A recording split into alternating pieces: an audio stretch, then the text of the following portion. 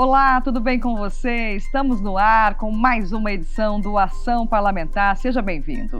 No programa de hoje, vamos falar sobre a Lei de Diretrizes Orçamentárias, a LDO.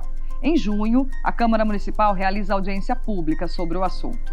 Também teremos uma reportagem que mostra os detalhes de um projeto de lei que tramita aqui na Câmara e pretende incentivar o voto a partir dos 16 anos de idade. E você vai conhecer a história de Ernesto Vilela, mestre do calango, que ajudou a manter viva a manifestação folclórica que mistura música, rima e dança.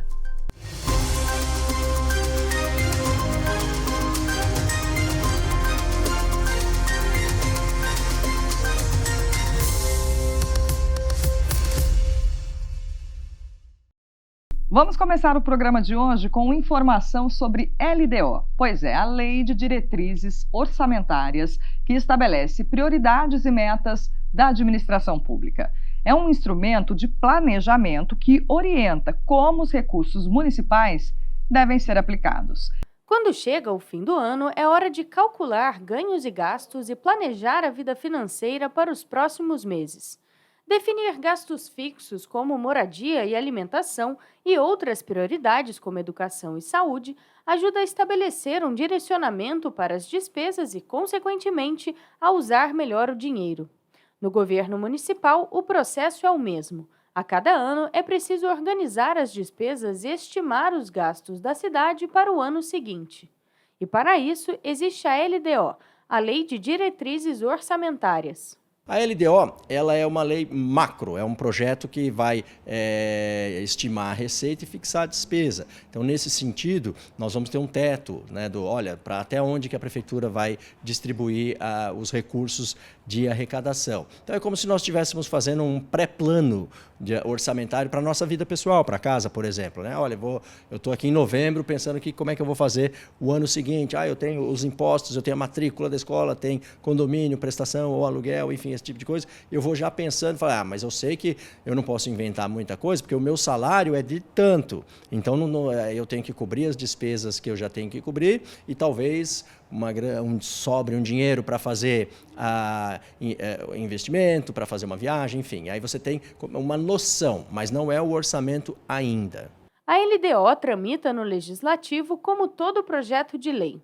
A construção do texto começou na Prefeitura, com o apoio da população, que pôde apresentar demandas durante audiências públicas específicas. Foram feitas 7 audiências em todas as regiões da cidade, onde nós colhemos ideias, sugestões, pedidos da população, das entidades, de quem quer que tenha participado da reunião. Foram sugestões feitas de forma presencial e também sugestões e pedidos feitos pela internet. Né? Temos um número também interessante de participações nesse sentido. Agora o texto está na Câmara e será votado pelos parlamentares. Na matéria, 5 secretarias somam os maiores orçamentos: educação, saúde, manutenção da cidade, apoio social ao cidadão e gestão habitacional e obras. Segundo a LDO, o orçamento previsto para 2025 é de R$ 4.722.864.000. O valor apresenta aumento de cerca de 8% em relação ao ano anterior. A lei orgânica do município estabelece que nós temos que fazer isso até o dia 30 de abril. Nós enviamos no dia 30 de abril e agora aguardamos o debate parlamentar para a continuidade do processo. A Lei de Diretrizes Orçamentárias está prevista na Constituição de 1988. A matéria é uma etapa anterior à definição da LOA, a Lei Orçamentária Anual. A LOA, aí muda de figura. Aí nós vamos falar de projeto especificamente, vamos falar na Secretaria de Educação.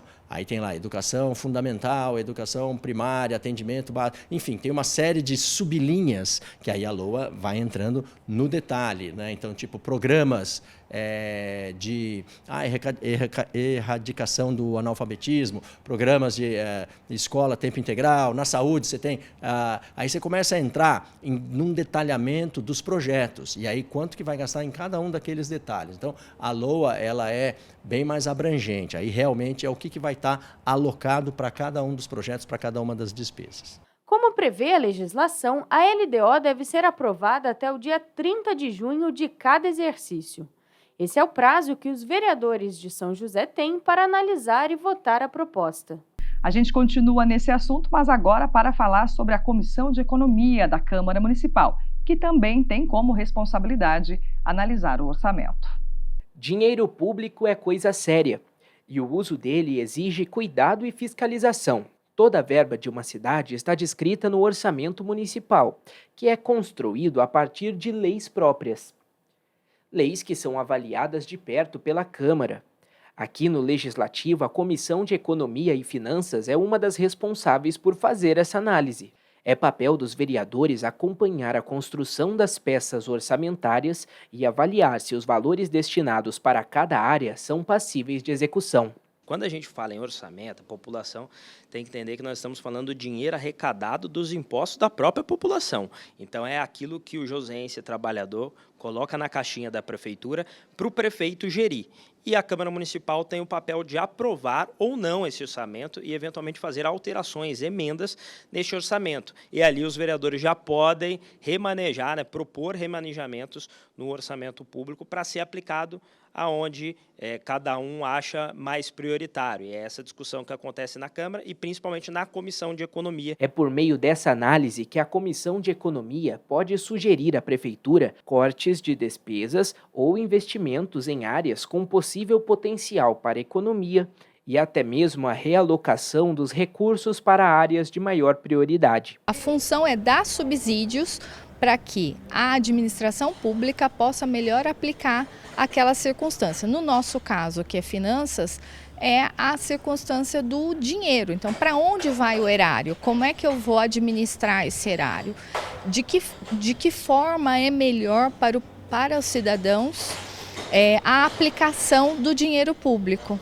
E quando falamos do orçamento de uma cidade, estamos nos referindo a duas leis.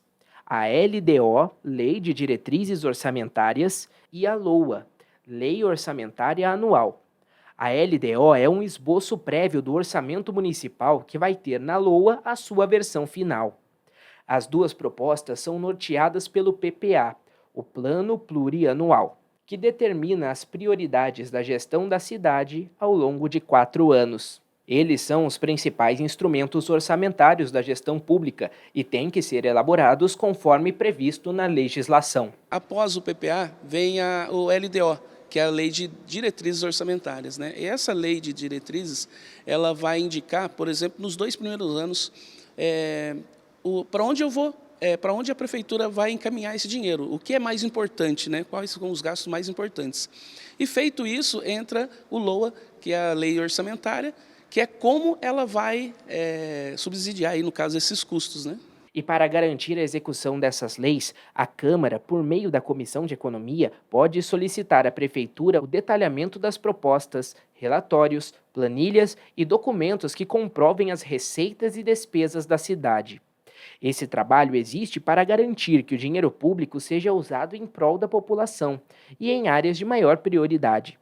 No geral, as maiores fatias do orçamento público ficam para saúde e educação.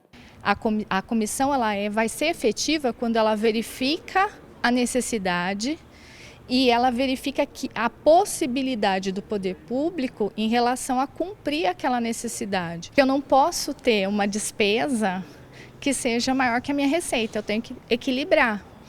Então, é importante que haja um grupo de pessoas que sejam capazes de verificar essa balança necessária para que o poder público depois não tenha uma dívida pública alta. Os cidadãos podem realizar papel de fiscalização. Todas as peças orçamentárias precisam passar por audiência pública, onde os moradores têm o papel de apontar e sugerir ações e áreas que necessitam de investimentos. Pelo portal da transparência também é possível saber como essa verba está sendo executada. São muito poucos os munícipes que participam, né? Até o nosso trabalho hoje aqui é orientar os munícipes a entender, procurar saber como que funciona, qual que realmente é o trabalho de um vereador, né? No caso, né? Não é somente, né, no caso aí, elaborar leis, que é o poder legislativo, mas sim também orientar esse gasto público, né? E também existem formas do munícipe acompanhar esses gastos, que até no próprio site da Prefeitura, da Câmara também, tem bastante orientações aí que eles podem ver em questão de gastos, de obras, e aí o município pode estar acompanhando tudo isso. Nós temos as audiências públicas, tanto da Lei de Diretrizes Orçamentárias, quanto a Lei Orçamentária Anual, que, por lei, a Câmara Municipal, a Prefeitura precisa divulgar, faz em todos os lugares da cidade, em escolas, faz aqui na Câmara Municipal, para a população poder vocalizar o sentimento dela, né, das demandas dela, da onde há necessidade de aplicação do orçamento público, que é o dinheiro deles mesmos, do pagador de imposto joseense, para que as melhorias cheguem na ponta em quem realmente precisa, em quem realmente importa. Então, uma série aí de ferramentas para que o dinheiro do joseense chegue para o joseense. Um orçamento bem distribuído e atendendo às necessidades da sociedade é sempre garantia de melhoria para a população. Os vereadores são as pessoas assim, né, que estão mais preparadas para indicarem esses gastos, para onde eles vão, porque eles estão mais próximos, né, como eu disse, eles estão mais próximos da população, né, então tem que passar por por essa comissão, que vale entender também que essa comissão, ela é feita para homologar, né, esse trabalho, né? Aí o gasto mesmo fica, a administração desse dinheiro, né, público fica em questão aí da prefeitura. Hora de fazer uma pausa aqui no Ação Parlamentar e no próximo bloco a gente vai mostrar os detalhes de um projeto de lei que tramita aqui na Câmara e pretende estimular o voto a partir dos 16 anos de idade. A gente volta já.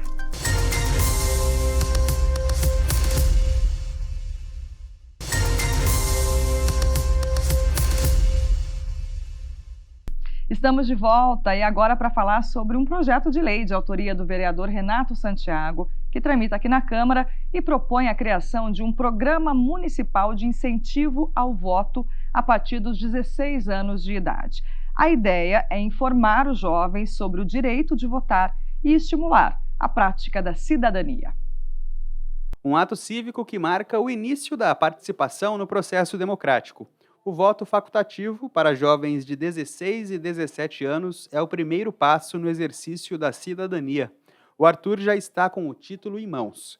Nesse ano, nas eleições para vereadores e prefeito, vai votar pela primeira vez. Eu escolhi tirar meu título aos 16 anos porque eu percebo, desde criança, que eu sou ensinado pelos meus pais, até mesmo na escola, a importância da política na nossa sociedade. Um projeto de lei de autoria do vereador Renato Santiago quer aproximar ainda mais os jovens desse universo. A proposta, ainda em fase de tramitação na Câmara, autoriza o Poder Executivo a instituir o Programa Municipal de Incentivo ao Voto a partir dos 16 anos.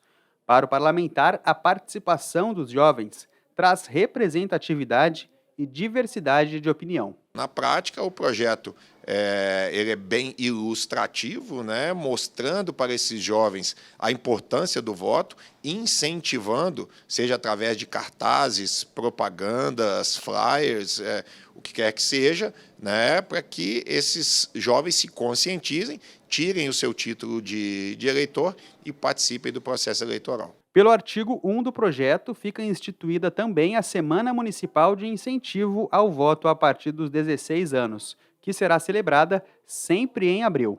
A ideia é informar, sensibilizar e difundir a possibilidade do exercício do direito ao voto através de atividades de orientação.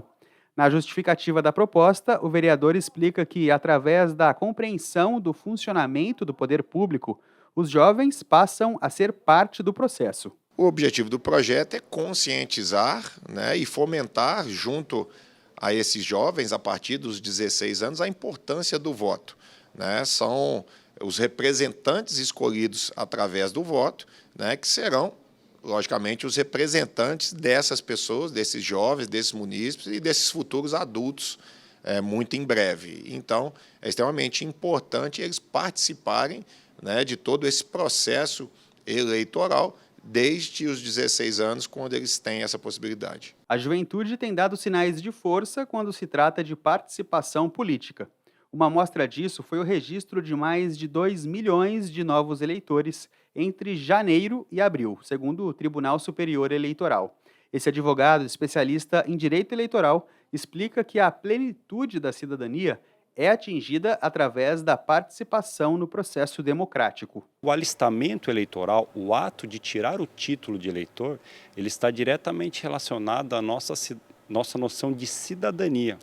É a partir desse momento que esse jovem começa a exercer esse direito ao sufrágio, o direito de escolher alguém.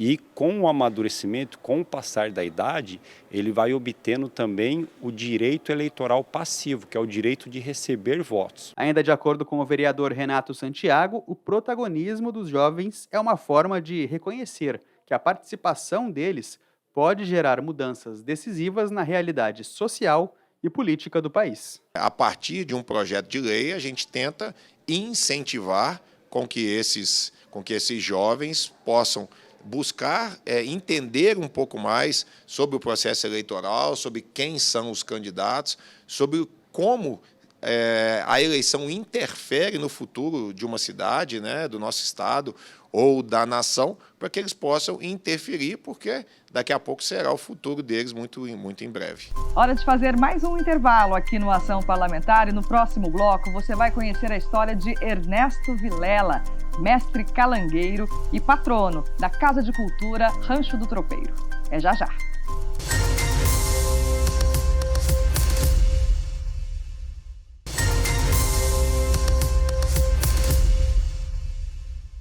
Voltamos com o Ação Parlamentar. E a cultura popular da nossa região é cheia de personagens que ajudaram a manter vivas as tradições.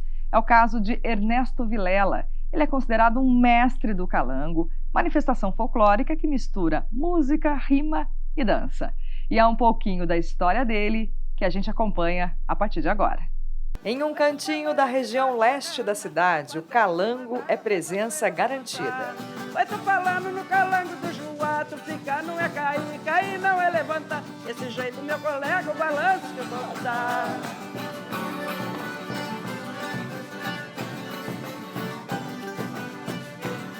É um tipo de tradição de cantoria do improviso.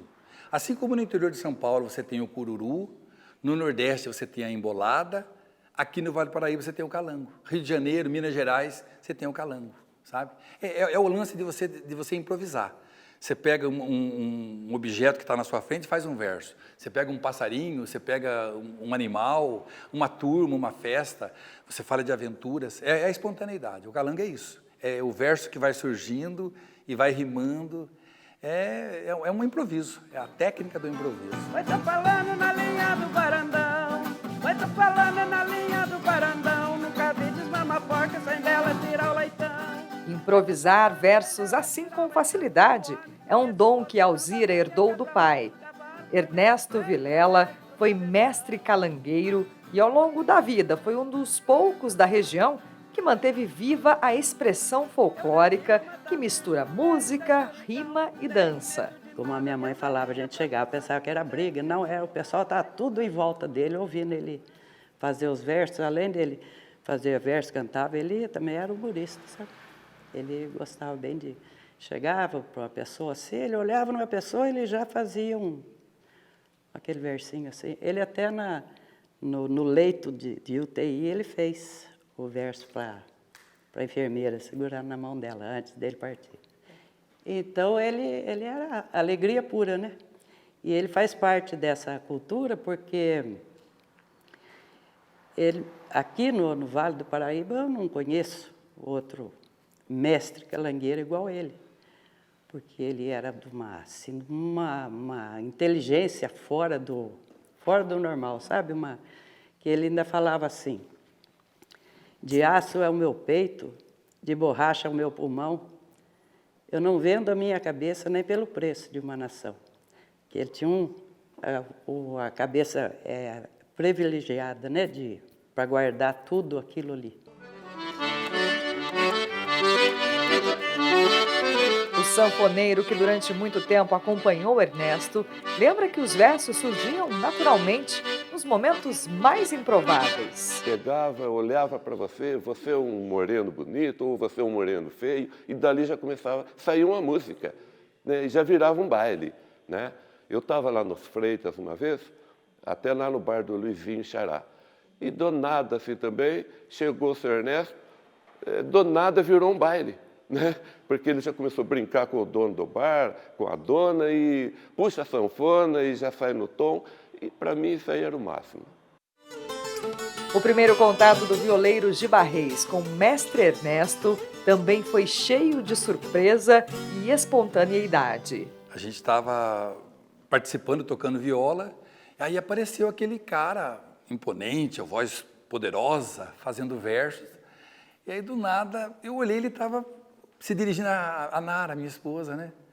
E ele fazendo verso, eu olhei e falei, nossa, que coisa interessante, eu não sabia o que era aquilo, né?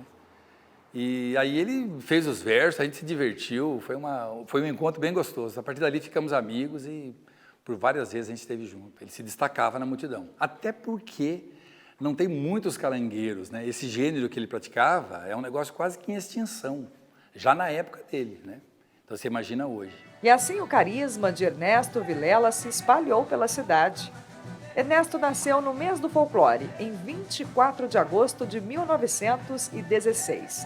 Uma coincidência caprichosamente armada pelo destino. Aos 14 anos de idade, ele ajudava a transportar mercadorias no lombo de mulas. Viveu o ciclo do tropeirismo. Ele ia lá, trazia o mantimento, café em coco para ser beneficiado aqui, milho para ser beneficiado, né, na cidade.